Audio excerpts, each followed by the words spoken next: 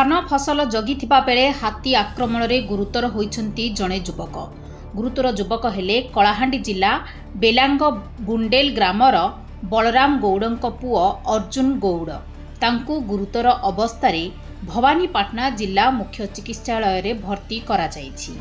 कलाहांडी जिला दक्षिण बनखंड विश्वनाथपुर रेंज अंतर्गत बेलांग बुंडेल गाँवर धान फसल रे हाथी पशी नष्ट करुछंती। सेथिपाई गतकाली संध्यारे बलराम को दुई पुओ अर्जुन एवं पूर्ण गौड़ गाँ ठारू 500 मीटर दूर रे थिबा निज धान जमी को जगिबाकू जाइथिले। धान बिल हिडरे थिबा गछरे 10 फुट उपरे मंचा करी रहिथिले। रात्रि प्राय 9:45 समय रे 3 टिकिया हाथीपल प्रथमे दुई भाई शोइथिबा गछ निकट को आसी सुंढरे मंचा को भांगिबा को आरंभ करिथिले। एहा परे दुई भाई तळे पड़ी जाइथिले। हाथी अर्जुन को आक्रमण करिथिबा बेले सान भाई पूर्ण सौभाग्यवशतः बर्ती जाइथिले। अर्जुन को ग्रामवासी माने तुरंत उद्धार करी भवानीपाटना मेडिकल ले भर्ती करिसंती।